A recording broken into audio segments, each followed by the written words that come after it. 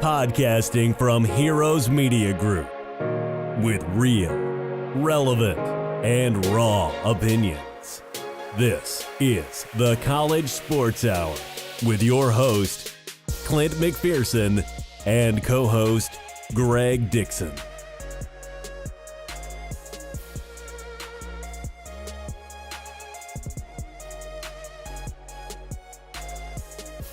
Welcome back, everyone. This is episode 19 of the College Sports Hour. I'm your host, Clint, and I'm sitting here, like always, with my partner in crime, Greg. What's going on, brother?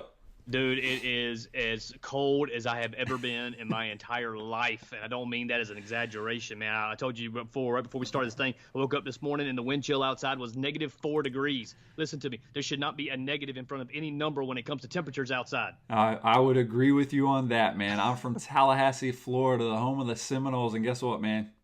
We don't have four seasons there. You know, it's like it's hot, Right, it's warm, and then sometimes, I mean, you get a week or two where it's like really cold, but other than that, it's called chilly. Yeah, it's called chilly, right? Chilly. This right here, and I'm not even near you, you know? Yeah. I mean, we're 4 hours away or something like that. Dude, it is ridiculously cold. I didn't even go outside today other than to throw out the trash. That's how cold it is. It's starting to pile up in the corner of the house over there. Exactly, man. It was me and Tristan man. here. But at the end of the day, man, this is, like you said, it should be illegal, man. This should not be this cold. And hopefully, I don't know if you're on propane like me, man, but I got to make sure that thing's filled up. No, I'm not on propane. I got the electric going on, but it just means that when the power goes out, which has a tendency to do, we lose it all. So, I mean, we got to be ready. All right, man. That we all got to be ready. And let's get ready to talk some college football and college basketball, brother. Let's do it, man, because this is not a weather podcast. This is a sports podcast. Exactly. So on today's episode, guys, we'll be talking about the notable high-profile college football quarterback carousel currently going on, as well as the star power we should have heading back for the 2019 college football season with the quarterback situation. After we talk some college football, we'll transition right into what's going on currently in the college basketball landscape, and with most of that discussion focused on the AP Top 25 teams. With that said, guys, let's start off with some college football. Let's jump into it. In case you missed it, a lot has happened in the past couple months, guys. So if you're under a rock, hey, get out from under that rock, because this quarterback situation is ridiculous right now. And not just with backups that have never actually played, never actually taken a snap in a collegiate game, but the guys who played and had some success, man, and now they're all finding new homes. Yep. It's, So- man, it's unreal. I mean, look, the national championship game, Clemson winning, man, that's in the rearview mirror, man. It's time for us to move forward and start looking at 2019. And 2019 is starting to shape up very different than what we saw for this past season with a lot of quarterbacks. No, without a doubt. I mean, we saw this as a trend, right? A lot of these transfer quarterbacks jumping here, jumping there. It's becoming the trendy thing to do, right? So It's trending upwards. But like this year, more than ever, it seems like 2019 is if you played somewhere, you were not guaranteed to start there. Yeah. And then, especially with how high profile some of these quarterbacks were thought of coming into some of the teams they landed on, and now they're just jumping ship left and right, man. Exactly, man. It's kind of crazy to think about that some of these teams came in as the high profile, backups and a lot of fanfare, a lot of people talking about them, and then, before they get a chance to play a snap in their senior year, they got the backup for them coming up, starting to nip on their heels, man, and supplant them as the starting quarterback, and then they're kind of left scratching their head a little bit. Yeah, and the cool thing about some of this transfer situation, players like Jalen Hurts, Kelly Bryant, they'll be allowed to play immediately, man, right? Because they're graduate students, right? And so while others like Justin Fields and Tate Martell, dude, they're going to have to possibly wait and see how this hardship waiver, that's basically what they're going to be waiting on, a hardship waiver to even see if they're eligible to play in 2019. So it's still a big risk, man, when you jump ship like that. Man, I don't know how you feel about that, man, but I tell you what, man, that really grates on my nerves a little bit there. That man, look, I don't care where you're transferring from and where you're transferring to. You know, the reasons for that right there is a whole different conversation. But the fact that you got to sit out and you got to wait a season as punishment because you transferred, that blows my mind, especially when a head coach or any coach for that matter can leave his job no matter how many years are left on his contract and go immediately to another school and start recruiting and start coaching immediately. That makes zero sense to me. No, I'm with you on that, man. I really do not like the fact that I see they do that for stability, but at the end of the day, you're punishing a dude for transferring schools because something didn't work out, right? Or if he played whatever it is, and he has to sit out a year. That's just ridiculous to me. Like you said, I just don't think that should be the case. I 100% agree with you. If a coach could do it, a player should be able to do it. Absolutely. I mean, look, you could throw reasons out the window because coaches leave their post for a variety of reasons. Well, I'm not hard on them for leaving or anything. But if you're going to sit there and you're going to do it, much like you said, then man, don't be punishing these young kids who their college window is small, as well as they're trying to make their way to, all of them are trying to make their way to the next level. So I mean, don't punish them for that. No, I would agree. I mean, with that small window, it's like when you have to sit out a year possibly. That could be everything. Exactly. So as we're talking about this, we noted 6 quarterbacks, and I'm sure there's plenty more that we can dig into, but yeah, some of the more high-profile names that come to mind off the bat, right. and especially replacing some quarterbacks that were high-profile themselves. I mean, the 6 quarterbacks I'm talking about, we're talking about Jalen Hurts obviously going to Oklahoma. We're talking Justin Fields going to Ohio State. We're talking Kelly Bryant going to Missouri. We're talking Tate Martell going to Miami. Brandon Wimbush going to UCF, which is huge for them. Yeah. And then Austin Kendall going to West Virginia, man. So these quarterbacks find themselves replacing, if not better quarterbacks. But it's like it seems like these teams are just reloading with still quality people, at QB1 spot. Well, you're looking at it, and I mean, look, let's be honest with you. I mean, everybody's still looking at Clemson, and everybody's still looking at Alabama as the top 2 teams in the nation next year. So if you're going to be one of those teams that's hopefully thinking about making it into that college football playoff and being able to knock off one of those teams, you can't come in there. You can't come in there with just anybody. You need somebody that that you can trust with the rock. You need somebody that you can trust to make some big plays. And a lot of these guys, well, at least for Jalen Hurts, Kelly Bryant, those two, and specifically, they've got that pedigree where they've been in those big time games, and they've proven that they can win. No, I would agree. So let's start off with Austin Kendall, man, that's going to West Virginia. So he's coming in, and is he going to be the guy that actually can fill those shoes from the previous quarterback in Will Grier that was there? This is a replacement that they're bringing on, and it's going to be hard, right? And it's hard and crazy that Will Grier, I hated what he did towards the end of that year, right? Basically sat out, but I got it, NFL, whatever. But, man, Kendall became a high-profile transfer quarterback when Oklahoma tried to prevent him from staying within the conference and transferring to the Big 12 West Virginia. I mean, that right there, that's another thing that if you don't want them transferring in conference, at least let them transfer out of conference without sitting out of the year, right? I tell you what, man. Okay, yeah, I'm with you 100% on that. Don't you're out there, and your job as Oklahoma is to put out the best product that you possibly can. You're going to recruit the best possible players that you can. Correct me if I'm wrong here. What was the time frame on Austin's decision to transfer and the whole Jalen Hurts situation? Had he committed to Oklahoma yet before Kendall ducked out? No, yeah. So he basically, it was one of those things when he heard that he was coming. Okay. I'm out, right? So he was out at that point. Okay. I think the writing's on the wall, so he knew that I have to bounce, right? So if they're bringing Hurst in, which let's also not kid ourselves, Oklahoma also has this amazing talented freshman coming in.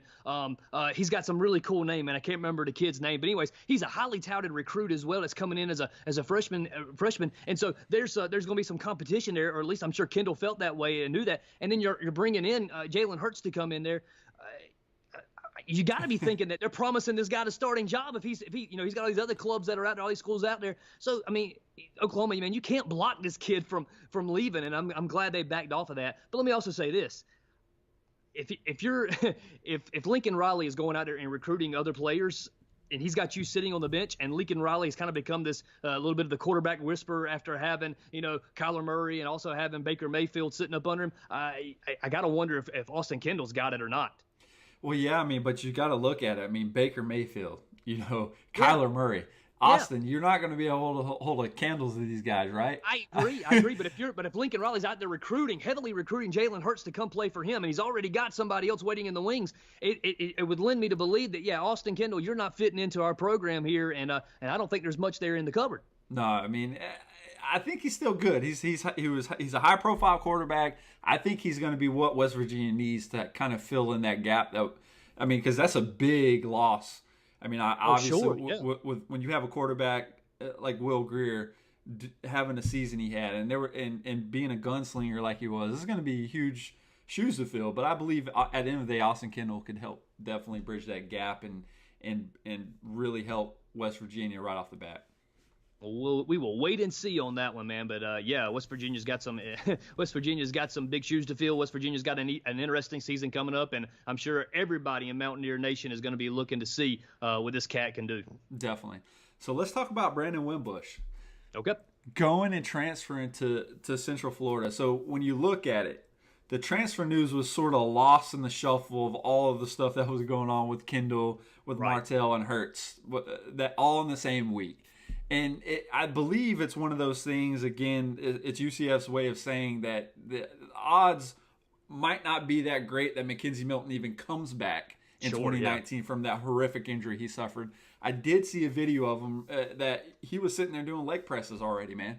Which blows my mind, yeah. This kid has a brace on, obviously, but he's in the gym or he's in the therapy or whatever and sitting there and doing leg presses. Obviously, it might only be like a pound, but dude's in there regardless. And it's just amazing to see that. But what kind of shape will he be in? Will he ever be able to play football again? That is the big question. And I just want him to make a good recovery. But you're bringing in Brandon, right? And so Brandon was the guy that lost the job to Ian Book. Right. So if he's not good enough to be the quarterback at Notre Dame, right? How much of an impact? He's still a good player. Got it. He's going to be a good quarterback. Yeah. Is he going to be able to make an impact against AAC competition? I believe so. Yeah, I think everybody would agree that that it's not like UCF is playing against top-notch competition or anything like that out there. I do wonder how well Wimbush is going to fit into their offensive system. He doesn't seem like the style of guy.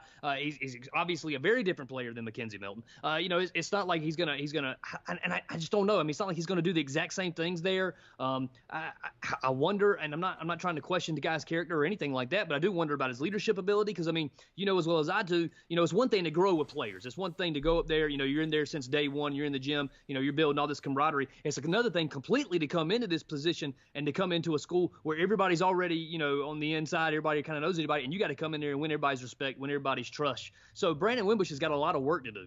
Oh, he does. And being a career 50% passer who averages 6.8 yards per attempt, coming after McKenzie Milton, man, you got to watch out. It's like you're going to have to get better, right? So you're going to have to do better in that system that Josh Heupel and his team implements to be better and to keep your team up there in the talks of the top group of 5 team. And really, when it comes down to it, dude, you're just going to have to step up, make some completions because you're going to have playmakers. Central Florida has playmakers on that team. Right. And so he's going to be surrounded, and the offense is set up for success, right? And so it could be a plug-and-play offense, which is going to be interesting to see if Brandon Wimbush, they can plug him right in, and he could pick up where, McKenzie Milton left off. It's not like he's walking into an easy situation either because, just the entire program at UCF there, they're still going to be under that microscope because everybody's kind of pointing the finger right now and saying, see, with that loss to LSU, you didn't deserve to be in the conversation of a national champion or anything like that. So we don't want to hear any talk out of you. But at the same time, they're looking to kind of, begin a whole new win streak for this program and get themselves back into a competition where people start to believe once again in the Knights. Yeah, it was just a matter of time before they lost that game, right? And sure. We were all waiting. And it happened. And it didn't happen against the scrubs.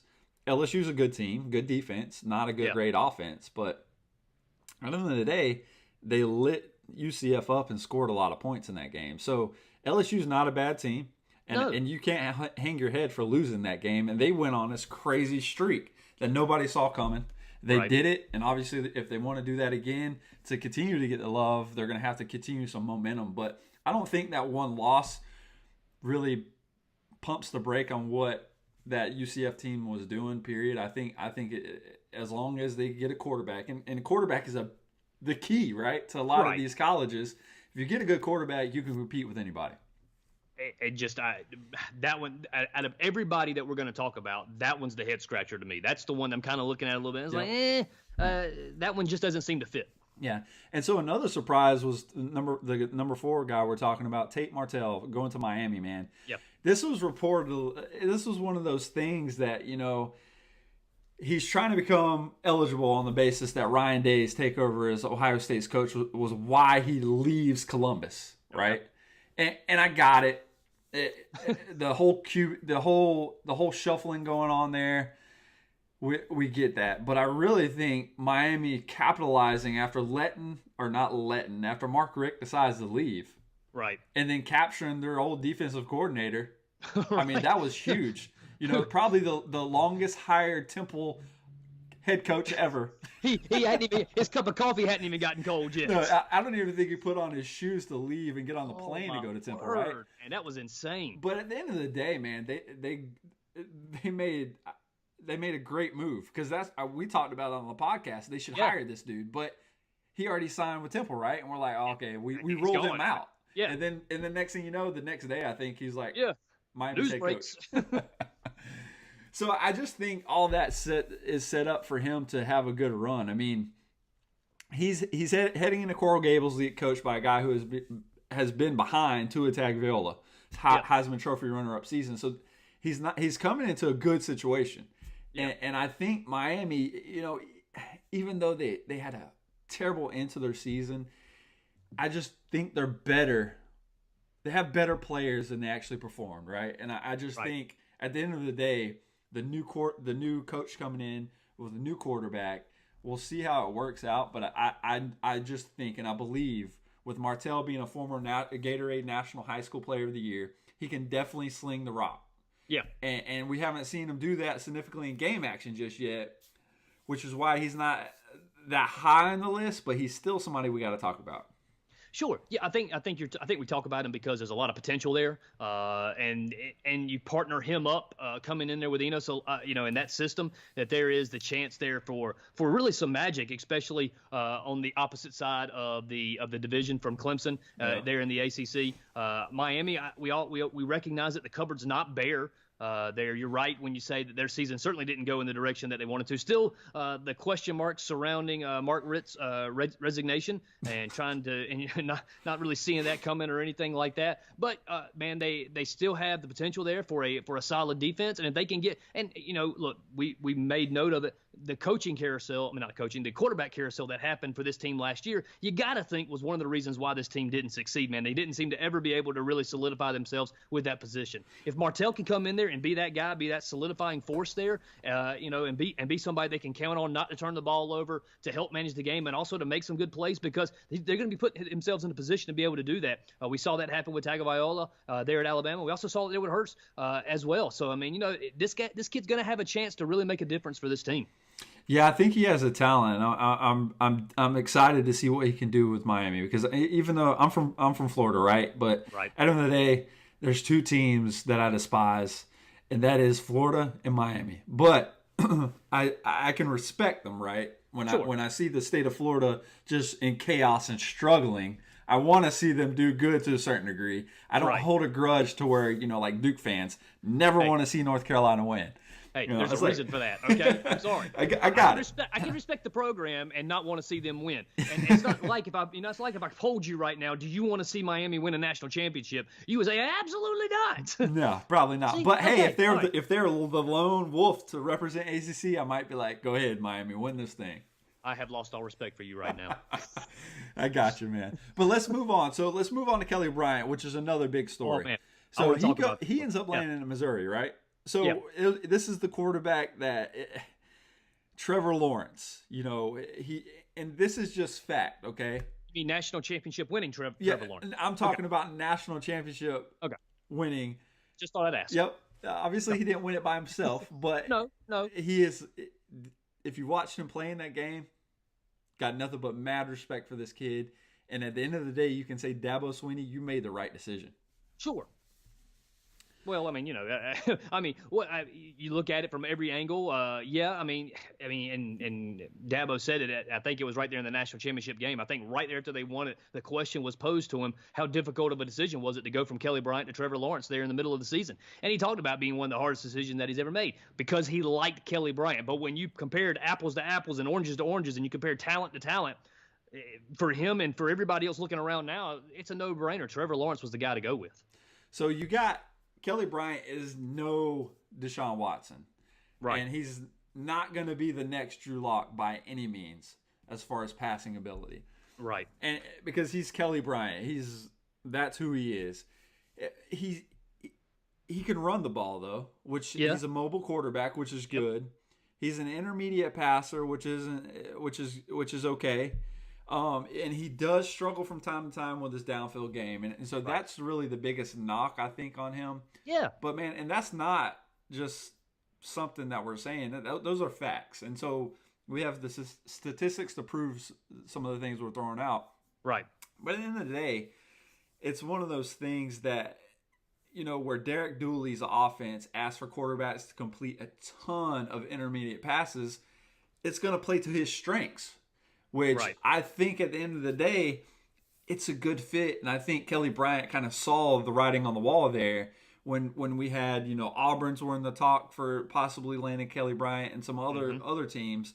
But I really think he felt comfortable with I think he looked, and I want to say the coaches looked at his strengths and weaknesses and probably sat down with him and helped him realize that it's not that bad of a fit. And this is the best place and the best opportunity for him to thrive, come into his senior season.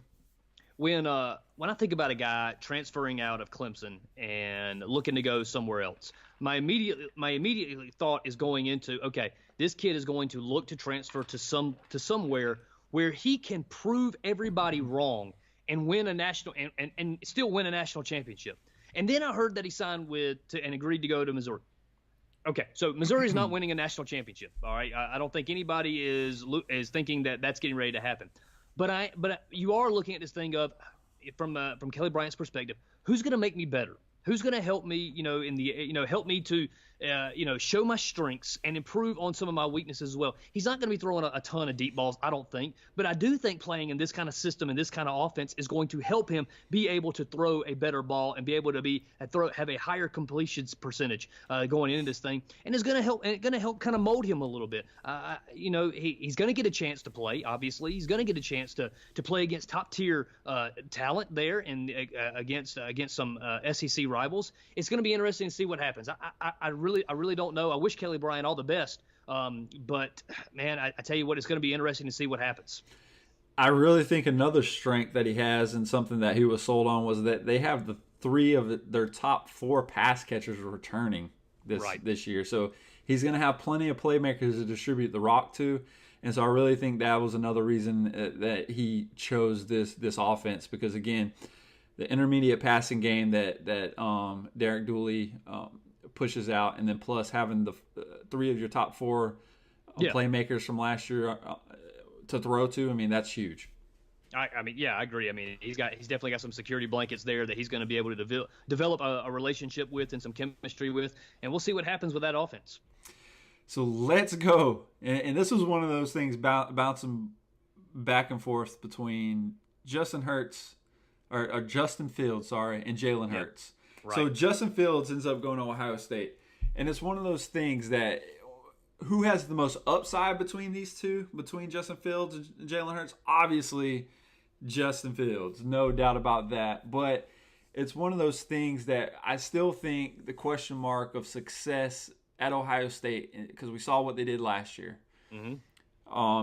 And so that's one of the things for me. This kid's good, but this kid ends up, obviously he was put in some awkward situations there towards the end of the year for Georgia.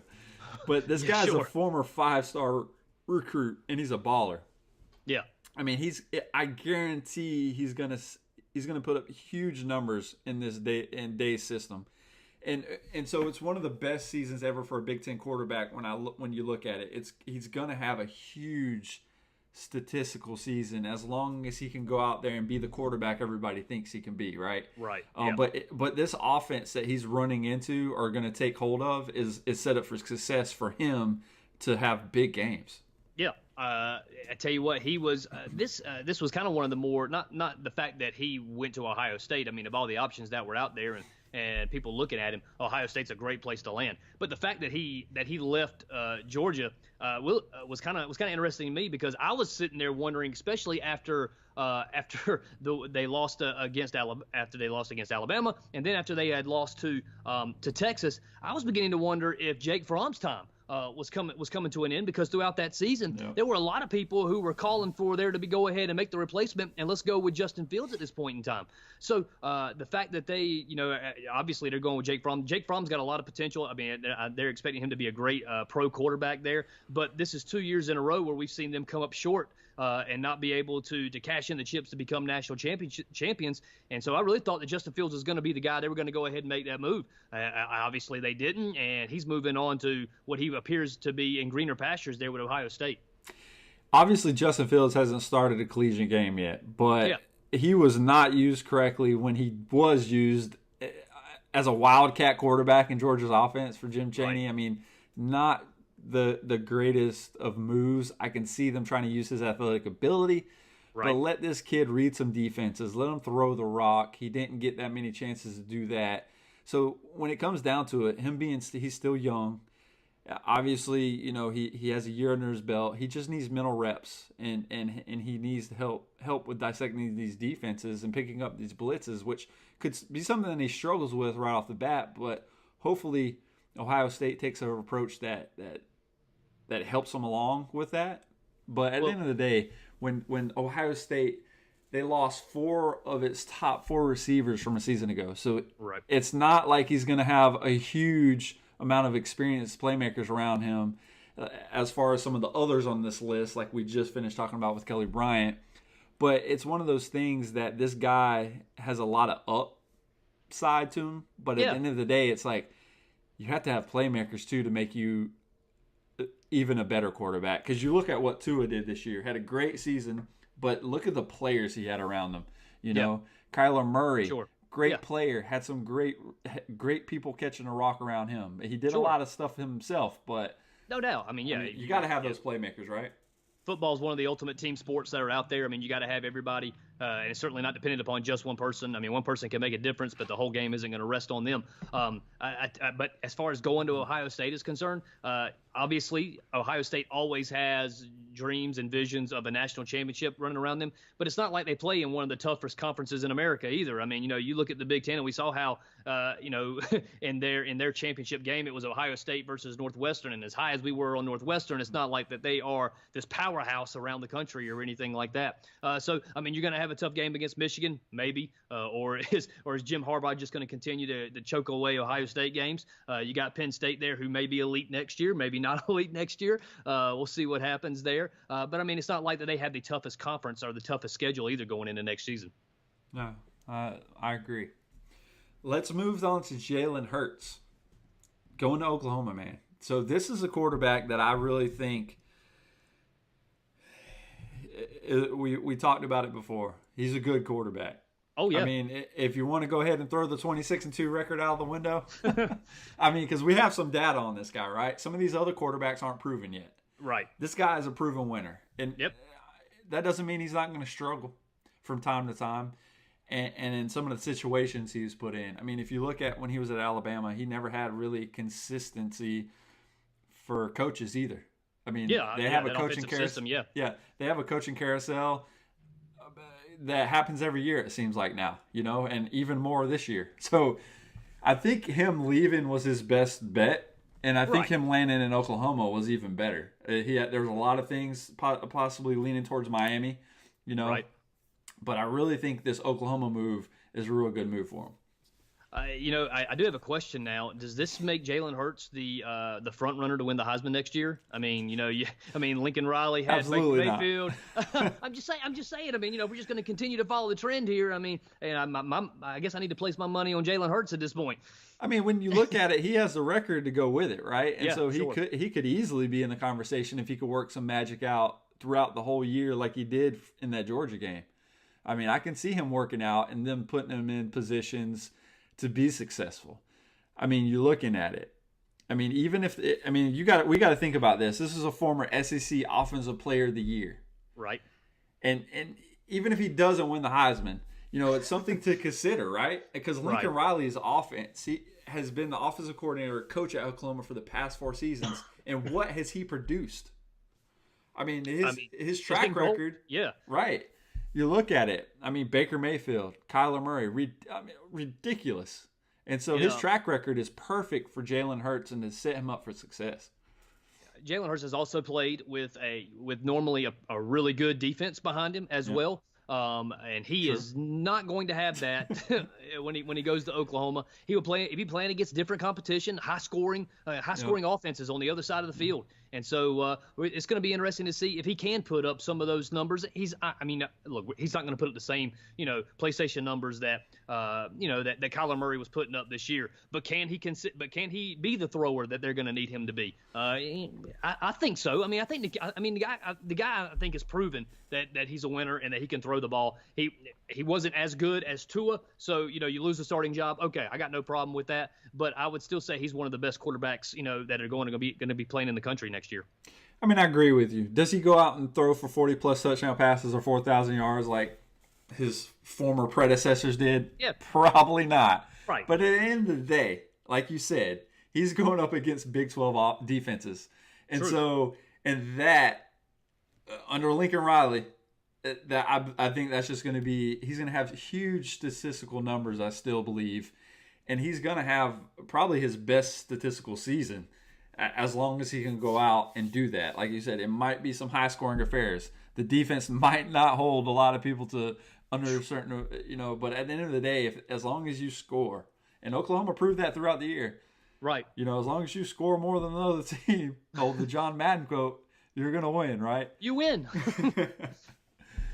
So to transition the conversation, let's talk about this. The talks of the quarterbacks in college football doesn't end there, right? So we got, I believe 2019 is going to be, everybody says it's the year of the quarterback, but I believe 2019, when you look at it from the evidence we've seen some of these quarterbacks put out, I mean, it's there. The drama, it's going to be it's going to be fun because everybody's like, oh, Tua and Trevor, those are your top 2 front runners for the Heisman. They can go back to the national championship next year. Great. Yeah. But man, when you look at the list of names of quarterbacks that we're going to have on the field this year, it's ridiculous. Right. I mean, you're 100% right. I mean, you take some of the guys that we've been talking about, you take the 2 that seem to be at the top tier. This is going to be one of those years where we start looking around and for those of themselves that can make themselves eligible for the NFL draft, if you're looking for a quarterback, next year's draft may be a year to position yourself to be able to take one. Yeah, and let's look at some of the quarterbacks that are coming back. You got Justin Herbert, which basically he basically stiff-armed his first-round projections and said, dude, I'm coming back to Oregon. Yeah. So that right there, that's huge. And when I say the year of the quarterback in 2019, because we're going to start getting into some of these names. Trevor Lawrence, who just won a national championship. Tua Tagovailoa, who helped lead his team to a national championship the year before and played in the national championship and had a ridiculous season, is coming back. He's going to be a sophomore, but we got quarterbacks like Dwayne Haskins. You got Kyler Murray. Obviously, they're off to the NFL. But, man, you got Ian Book for Notre Dame. And the list goes on and on. Justin Fields, which we just talked about. Jalen Hurts. Drew Lock's obviously gone, but Kelly Bryant's coming in there. And then a lot of people we haven't been talking about, we got Jacob Eason. Georgia's one of Georgia's backups or quarterbacks has been sitting. He transferred to Washington. He's been sitting behind Jake Browning. I think they've needed Jacob Eason this past year, right? Because Jake Browning didn't. It seemed like he hit his ceiling. But at the end of the day, man, you got Jake Fromm in Athens. You got Shea Peterson coming back, for his senior season from to Michigan. KJ Costello. The list goes on. Sam Ehlinger, Adrian Martinez. Man, this is when I say the year of quarterback. Nate Stanley. Brock Purdy, the Purdy Party. The Purdy Party. Dude, I like it. I mean, we could keep going, right? There's a ton of guys right here that aren't getting a whole lot of fanfare. They aren't getting a whole lot of love. You mentioned Sam Ehlinger from Texas. Brock Purdy. Man, remember Adrian Martinez? Those guys were first-year starters this year, so they've got a year starting up underneath their belt. And man, there is going to be a lot of fanfare coming their way for the way that they played this year. I mean, you think about it. Brock Purdy was a third-string quarterback coming into this season. Took that starting job about 2 weeks into the season, man, and had Iowa State on a roll. So man, there's going to be some expectations from him. Sam Ehlinger and the way that they handled Georgia in their bowl game, and some of his comments that he had after the bowl game, there's going to be some expectations on them. Nebraska having this rebuilding season coming in there. There's a lot to like about Adrian Martinez as well coming out of that. So there's going to be a lot to talk about for the guys that are at the top of the line that everybody's talking about, and the guys that ain't getting a whole lot of love right now.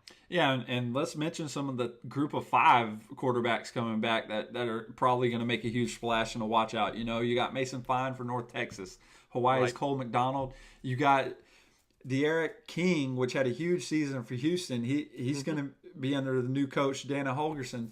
And then you got Desmond Riddler from Cincinnati. He had a huge year. Utah State's Jordan Love. So we just got to keep an eye out on these guys. And when I say this year, and it seems like we always say it, this could be the year of the quarterback because you have people like Kyler Murray and stuff. But, dude, when I say the year of the quarterback 2019, this might really hit the nail on the head with the type of talent and the quarterbacks we got playing under center this year because they're all talented, man. They are all talented. They've all got some things that they can do to improve here in the offseason, and they've all got some things. I expect them all to get better as they come into next season, and providing us with a great opportunity to watch a really good college football season and watch some really good quarterback play as it comes into next year. Without a doubt, man. So that brings our college football segment to an end. Now let's transition. We had a big week a crazy week in college basketball. So let's switch topics and transition to college basketball right now. All right. The AP Top 25 came out today. Yep. And a lot of shuffling going on, man. A lot of, like I said, when I say crazy, we watched some games, we texted back and forth and we saw a lot of this happening. And I didn't expect a lot of this to happen, but man, it's almost like March Madness in full effect already in January, right? Oh, absolutely, man. I mean, it's one of those things that you're sitting there kind of scratching your head. You're looking around and saying, man, what could possibly happen next? What could be the next shoe to drop as the things are going to happen, man, with the number one and the through the top 10 coming out. Obviously, I'm a Duke fan, so it was a suffocating for the most part of the week, man. Not feeling kind of sick to my stomach. It ended out okay, but man, it was a rough week to begin with. So Tennessee, congratulations, they're the new number one. It seems like that's a musical spot right now, right? Because we do not have a consistent number one, right? There's not one that just is the one that stands out above all the others. We're going to continue to have this number one carousel throughout the season, but Tennessee is your new number one in the Associated Press's men's basketball top 25 that came out today. They climbed 2 spots to earn the first top ranking since the 2007-2008 season. That's big.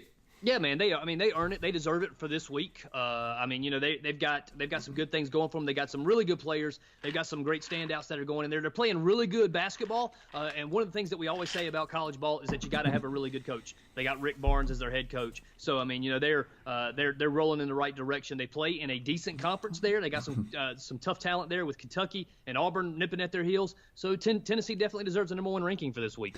Yeah, without a doubt. And I like what Rick Barnes said earlier, like today, the guys playing right now built this thing.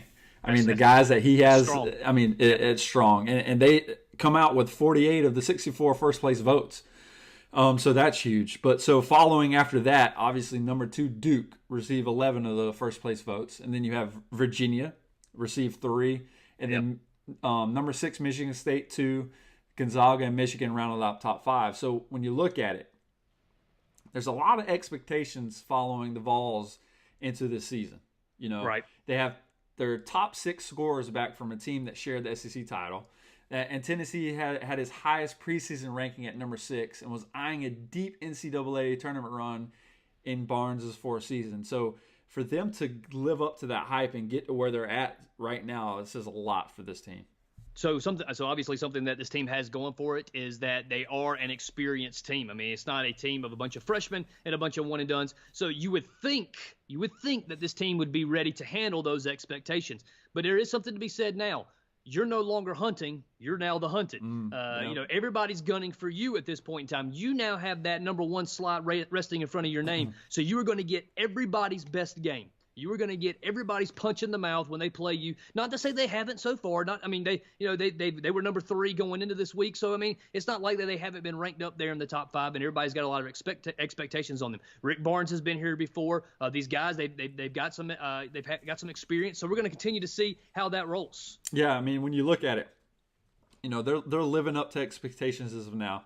They bounced back from the overtime loss to number 2 Kansas. Right. But they go on to reel off 12 straight games, and they knocked off, the top 25 at the time, number 1 Gonzaga. Right. And so that's huge.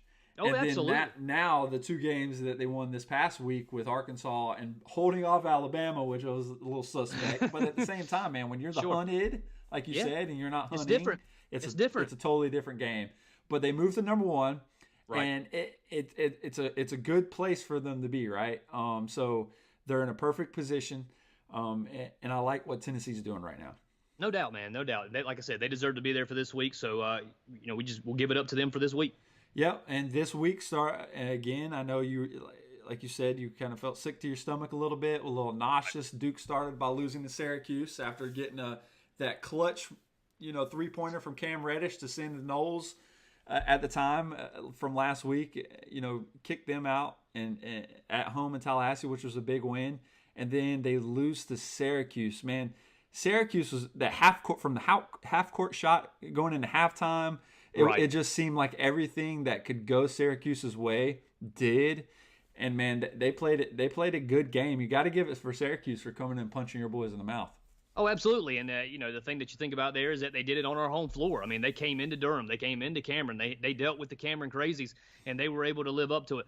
Syracuse is a tough team. They play that zone defense. We talked about them earlier in the year as they were, they're streaky on their outside shooting. But when they start hitting, they can start putting down some shots. And they didn't shoot out the gym or anything like that. But they did play well enough and make enough baskets to win. Cam Reddish didn't play in that game. He was sick. He started feeling sick right before the game is what I was reading up on. So then he was a no-go. And then point guard Trey Jones goes down about 6 minutes into the game with a shoulder injury, which appeared to be really, really serious at the time and coming out of that game, but has since then been kind of backed off and said he should be back pretty soon.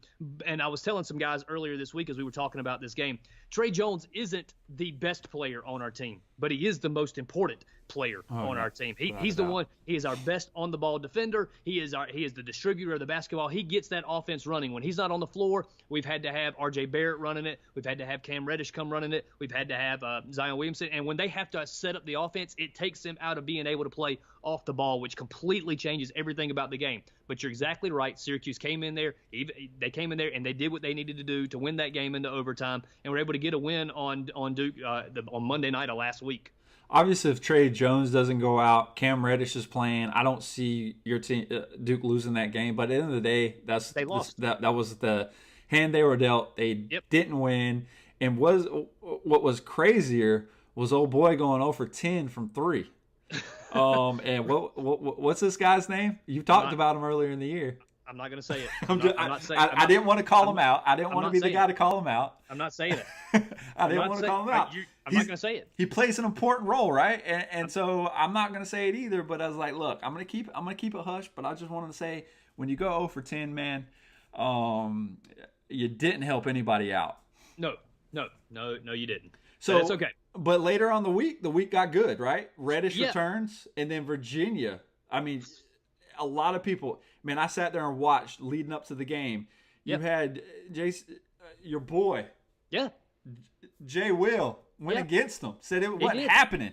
He did. That Virginia, because there was Trey Jones that Duke couldn't do it. And guess what? Duke showed everybody. They showed the nation that they can still beat the number 1 defense in the nation because they got Zion, they got Barrett. They're more than one player. But at the end of the day, if they had Trey Jones, it would have. I really think they could have made a bigger impact in this game. So it's confession time. I'm gonna throw a confession out there to you. I did not think Duke would win this game either. I didn't.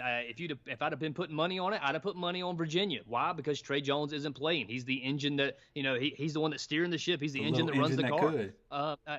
Exactly. But I tell you what, they hung in there, and Duke's defense to me really stepped up in this game. And they were able to play well. Virginia does what Virginia does, man. They slow that game down, and they're making it into possessions.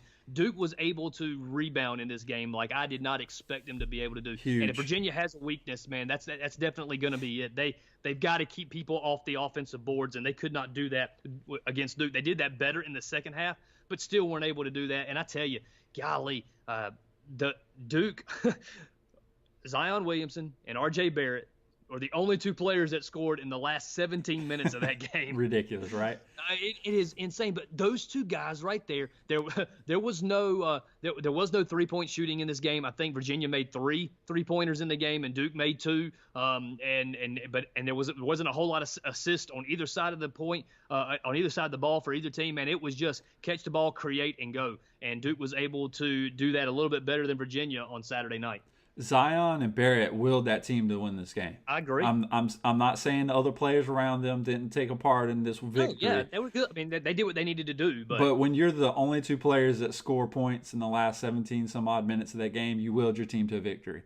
And then when that dunk, I just got to talk about it. Go right ahead. We went bowling for your dad's birthday, right? And we were with Jordan, and he's like, everybody, why does everybody hype up Zion for dunking? I'm like, well, because he dunks like all the time. You don't see many players dunk as many times. I want to say he's an average of like 2 or 3 dunks a game. That's ridiculous. Right. Nobody just just doing an over/under about the number of dunks he was going to do in the Virginia game. Yeah, and nobody does that. Like nobody just goes out there and dunks all the time. I mean, and that one dunk, that power dunk, sheer force. Oh my gosh. That the defender, I mean, sits there and tomahawk chops his arm, but his arm still goes forward. I'm like, what? Yeah. And he slams it home like he did. Obviously falls on his butt, but at the end of the day, the way he threw that down, I'm like, geez, this kid is something special. And we said it from the beginning.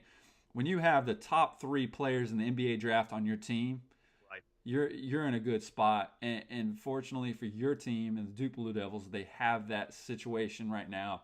And those 2 players, I mean, obviously you got 4 special players, Reddish, Trey Jones, Zion, and Barrett. But, man, those 2 players by themselves are just ridiculous. And so I know we got to move on. But I got to say one thing real quick. In the Syracuse game, the dude from Syracuse took a charge from Zion as he was coming down the lane in the beginning part of that game. And if you haven't seen this thing, you need to go check out this thing online on Twitter, on ESPN. Check out the memes that go along with it. The guy got destroyed. I don't know what he was doing. He was a couple inches taller than Zion, but he's 100 pounds less. Yeah. And he caught and got in the way of Zion. Zion got called for the charge, but the Joker's feet flew over his head. It knocked the kid out of the game, man. He didn't come back into the game after that play. Did Zion foul out on that one? No, he didn't foul out. This was earlier on in the game. I don't like the way they call these big guys like LeBron. I mean, obviously NBA is different, but I mean, they call some of these things when Zion goes to the lane. It's like if he just touches you, you're like a flea to him. You're gonna fly off. It's the Shaq effect. Yeah, it's the Shaq effect, and I hate it because I'm like, this guy's humongous, dude. But you got to get out of the way. You got to be smart. But, I mean, it was a charge. I mean, it really was a charge. But the kid about died doing it. Yeah, I mean, take one. That's the way to take one for the team, right? And I didn't see that play specifically, but I'll definitely have to go back and look. Oh, dude, it's ridiculous. So, man, we also had again Michigan. Yep. What was that? Wow. I mean, not just like going. It was a close game, but they lost by 10, man. Like to Wisconsin. Did you see that happen? No, absolutely not. Especially not against Wisconsin. Even though Wisconsin does play an interesting style, much like a Virginia team that's going to slow it down. So I mean, you're going to give yourself a chance. I think we talked about it last week or maybe the week before, that Michigan, it seemed like it was, it's still a really good team. It's still going to be a team that's there, in the end, don't get me wrong, but it had seemed like it may have peaked a little bit too soon and had now kind of leveled out and was playing some really close games against some teams that you wouldn't expect, and it was going to bite them in the butt at some point in time, and it did against this Wisconsin team. Yeah, and at the end of the day, when we're looking at it, in the top 25, in all, 13 ranked teams would end up losing last week. Right. That includes crazy. that includes Kansas, number 7 at the time. That includes the number 8 Texas Tech. That doesn't include number 9 Virginia Tech. I mean, that's just crazy when you look at it. I mean, the Hokies were down 1 to number 10 following a loss to Virginia. Florida State, my team, after we were talking about they hadn't had a bad loss on the season, they reeled off 2 losses in a row to Pittsburgh and Boston College. I mean, that hurts. And if you watch the Boston College game, I believe there was like 5 people in the stands. And so when I'm talking about home court advantage, I don't think there was one there, right? Right. But they put on a show. Brewer ended up scoring like 37 points. He went off on Florida State. But man, that sends my Noles out of the top 25, and rightfully so. You lose 2 games like you did. I mean, I get it. You lose a Virginia, you lose a Duke. Those are acceptable losses. Those are 2 of the top teams in the top 5, right? Right. But you end up losing to Pittsburgh the way you lost. You end up losing to Boston College the way you lost. Man, you need to, and I'm so glad they're out of the top 25 because it's a reality check, right? They have the talent. They have the players, but they got to play like they're in the top 25, and they're not doing that right now. The Seminoles are a top 10 team. Don't get me wrong. Obviously, they haven't played like it this past week, but we'll see what happens. Let's see if this will be that reality check for them that'll kind of get those guys back in play, much like it happened to a team we're getting ready to talk about next with Kentucky. Yeah, with Kentucky, this was a team that we found themselves earlier in the year struggling. Yeah, and especially after the blowout loss to your boys. And then this was a preseason number 2 team, guys, and they fall down to number 19. And now they're back up to number 8 after beating number 14 Auburn, which was a huge win for this team. And now they got Georgia this week. They got games against number 22 Mississippi State and number 9 Kansas coming up. So they have a big chance to make a huge splash and continue the upward movement. Oh, yeah, Kentucky's not going anywhere. They're going to be there. We're going to continue to watch and see how this thing plays. Yeah, without a doubt. So we got Maryland. Yep. I mean, winners of the 7 straight, had the biggest climb of the week. They're up 6 spots ahead of the Terrapins. They got number 6 Michigan State on Monday, tonight. They got a trip to Madison Square Garden on deck on Saturday to face lowly Illinois. But number Kentucky, number 17 Houston, number 18 Villanova, and number 19 Iowa. They each moved up 4 spots, which is huge movement for them too. It's things are, we're kind of getting into the time of the year now where we're starting to see, who's the contenders and who's the pretenders and how things are shaking out. So you're kind of watching some of these teams move up a little by little. It was interesting to see Louisville just lay the smack down on North Carolina this past week, right? Right. And they moved into the top 25 for the first time this season, at number 23, following their wins over Boston College and Georgia Tech. But man, that North Carolina win was huge. Yeah, man. I know I didn't see that one coming. So we got Iowa State wins over Texas Tech and Oklahoma State, put the Cyclones back in at number 24 after they dropped to number 20 last week. And then LSU beat number 19 Mississippi and South Carolina last week to return to the poll at number 25, which is good. And Oklahoma and Florida State drop out of the top 25. And so that right there hurts my heart because I'm like, man, I see the talent Florida State has on that side of the floor, and they just ain't getting it done. Yeah, man, it's I hope and I think that they will bounce back. It's time for them guys to start playing like they're supposed to, and we'll see what Coach Leonard Hamilton does with these boys this week. Yeah, when you start off 1-3 in the ACC, man, that's just a tough hill to climb, right? I mean, you got to win early, especially some of these winnable games, and being 1-3 or 1-4 instead of 2-3, it goes a long way because you got to pick some of these wins up against some of these winnable teams, especially when you go. I know when you go on the road, it's tough to win for anybody. Yeah. But at the end of the day, you got to come away with these wins. And you got to defend home court. I mean, bottom line is those road games are going to be hard to come by. Even when you're playing against lesser tier competition, you got to win at home. So I came across an article on ESPN today and talked about what's real, what's fake, and who should really be number one. All right. Because like we already mentioned, there is and it comes down to it. There is no consensus number one right now, and that is real, right? No, absolutely, that's real. If you told me, if I had to make a decision right now, who I feel like should be or is the best team in the country right now, it would be. I mean, you got it. I mean, I don't know that I can pick one. I mean, I'm probably still going to sit there and say I still feel like Virginia is still the best team in the country. But we'll see what happens. I don't know. Tennessee deserves to be there right now, obviously, because Virginia lost. But I mean, they went into Cameron. I know they were down Trey Jones, but they went into an extremely hostile environment and were able and almost still knocked off Duke at that point. Yeah, that's true. I just think when you have a team like Duke and seeing what they're capable of doing, you have Michigan, even though they lose to Wisconsin, they have Michigan themselves have 15 double-digit wins this season. That's right. Huge, right? Oh, yeah. But at the end of the day, the way that they ended up losing in double digits to Wisconsin just was not a good look for them. Right. But Tennessee is definitely in position right now that they deserve to be number one the way they're playing, with their only loss being Kansas, which at the time was good, and then Kansas has been a little bit of a funk. Right. But, man, when you get Trey Jones coming back for Duke, I just think at the end of the day, if I was going to pick a number one overall team right now and one of the most exciting teams to watch, right, it has to be the Duke Blue Devils. I can see going with Virginia, leaning towards Virginia. They have that defense. They have the shooters this year that can win them games. But at the end of the day, man, when you have somebody like Trey Jones missing from the Duke lineup and the Duke can still beat a good Virginia team, your team is good, man. Hey, man, I'm just trying not to jinx my team, and I prefer that you don't do it either, okay? Okay. I will not talk about Duke for the rest of the year. No, we ain't got to do that. I'm just saying.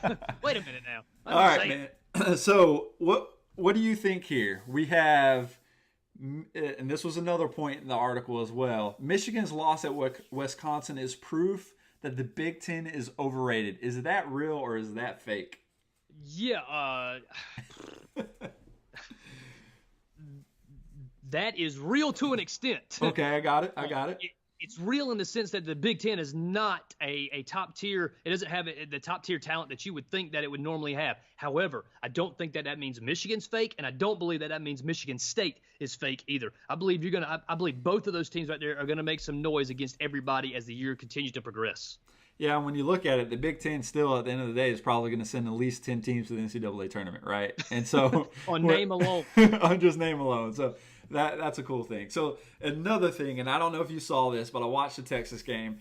Matthew McConaughey is just doing his job. Did you see him he's sitting there in his orange blazer. Oh, he's telling the team to get up because, it's like, come on, man, you got to get up. Supposedly he's one of those hey, volunteer, I don't know what he is, man, but he's over there in the huddle. He's over there. He's between plays. He's getting into it, man. But it's one of those things. He's an actor. It's funny seeing him tell the players to stand and support their team during Saturday's win over Oklahoma. Right. And I think it just shows that this guy, no matter him being an actor or on the sideline, he can still get some attention, right? All right. You know what I'm saying? I mean, what are you going to – I mean, sure. Whatever. Whatever, man. I got nothing on this. It was funny, but at the same time, it's kind of like, I don't know, man. You might hope Shaka doesn't mind. Yeah, because I'm sitting here looking, and it's like, the basketball team's new miniature of culture. As it prepares to move to a new arena in 2021, the school has not defined the actor's official duties. I would really want to know what a minister of culture is. Yeah, but he embraced his role, it seemed like, on this past weekend, right? No doubt. So let's look at no reason to be concerned about Kansas. Is this fake or real? Oh, this is absolutely fake, man. If you're a Kansas fan, you need to be 100% concerned about your team right now because it is headed downhill rapidly. Yes, without a doubt. Let's look at Virginia. Is this fake or real? Virginia should not be defined by its loss to UMBC and other NCAA tournament shortcomings. Oh, this is real. This is this is 100% real. Listen, the great thing about college basketball is that it's one game. You got one shot. That's what it is. This is a different team that plays extremely differently than last year's team. Don't let Saturday's loss fool you or anything like that. I mean, you're playing against what some believe to be the best team in the country. Tony Bennett will have his team ready to play, and they will not suffer another quick out in the tournament this year. I don't see that happening again, but man, college basketball is crazy. I agree. And at the end of the day, it could happen. Sure. Yeah. I mean, okay. Yes, it could happen, but I mean, at the same time, I could get hit by a bus tomorrow. That could happen. But we were probably having the same conversation last year, right, about Virginia. Nope. I wasn't sold on Virginia. Really? I actually picked Virginia. I didn't predict Virginia to lose in that game. Well, that's what I'm saying. I predicted them to lose in the next round. Because I don't think you're gonna, when you fill out your bracket later in the year, take Duke out of the equation. If you fill out your bracket. Right. And you want to be honest. Take that you're a fan from Duke out of the equation, and for this one point. But do you have Virginia going all the way to the end? Just right now, if you felt your bracket out right now, they started March Madness right there. Do you have Virginia going all the way to the end? Yes. You do, really? Yeah, I mean, if I'm taking Duke out, then yes. Well, no, I'm not. I'm not saying. I thought they were the best team in the country. Well, so no, I'm not saying take Duke out. I'm just saying take you being a Duke fan out of the equation. Right. When you look at it, just from a pure love for basketball. No, I've got Duke. I mean, no, I'll have Duke winning it all. Even if you weren't a Duke fan. Even if I wasn't a Duke fan, yes. I mean, me too. I'm not a Duke fan, but I have them. I have them going all the way. Because I think the Duke has the, and I think as the year progresses, we're going to continue to see this. How that they have the caliber of player, and you saw it a little bit on Saturday night. How they could switch like nobody. They switch all 5 positions. Everybody can defend on this year's team, which is something we've been missing in the last couple of years. So you can switch and you can rotate and you can get out on the shooters that Virginia has, and they can out rebound you. So yeah, I think that's going to be something that Virginia's going to struggle with. But I don't feel like that we can look at last year's team and the fact that they lost in the first round. They were the first 16 seed to ever lose. They were the first 1 seed to ever lose to a 16 seed. How we can hold that against this year's team. That's true. I mean, that's true. So let's talk about one of the biggest surprises before we close this episode, and Scott Drew and Baylor. I mean, when you look at it, they're doing big things right now, man. They're racked up wins over Oklahoma State, Iowa State, and Texas Tech on this past Saturday, and basically has helped create this logjam at the top of the conference. And Baylor right now was not expected to do what they're doing right now, and they're looking good. Yeah, I mean, I think it's hard to argue with that Baylor is the biggest surprise of the year. I would be hard pressed to come up with another team that's as bigger of a surprise than Baylor. I can come up with some other surprises. I can come up with some other teams that are doing better than expected. I just don't know that they're in that same stratosphere as Baylor at this point. Yeah, man. So is there? That right there is going to wrap up this episode, and I'm just looking, man. It's just crazy, right? How this whirlwind of this past week alone in college basketball was just had my jaw on the floor the whole week. And it seemed like every day I was looking or following a game and nothing really played out the way I expected it to. No, man, I'm glad that I wasn't having to pick games this week. I don't know if that's something we should start looking at or not, but man, if I'd had to pick games, I would have been all over the map on this one. Oh, without a doubt. I mean, it's one of those things I would have missed, and that's what I typically do when I'm going in. I'm watching, regardless if it's a team I follow or not. If it's on, I'm watching typically, and so I'm like, I already got somebody that I'm like, okay, they should win this game, and then there were so many they should win this game, and they did not win this game. Right, 100%. All right, brother. Well, that wraps up episode 19, man. I appreciate you jumping on again. Appreciate you having some conversation with me, and it was awesome, like always. Yeah, man, I appreciate it. It's been another good week, and, man, I appreciate all your help getting all this stuff together, doing all the research and stuff that we have, and, man, it was another fun night. No worries, man. So, guys, thank you so much for listening to episode 19 of the College Sports Hour. Make sure to check out and subscribe to the College Sports Hour on Radio Republic or iTunes. Our podcast can be found on other platforms such as Spotify, Google Play Music, TuneIn Radio, heroesmediagroup.com. Make sure to like and follow us on Facebook, guys. We continue to try to grow our audience. We want to give a special shout out, like always, to our family and friends, to include all of our listeners, our followers, and subscribers. Thanks for continuing to support what we do. And don't forget, guys, to join us next week for another episode of the College Sports Hour.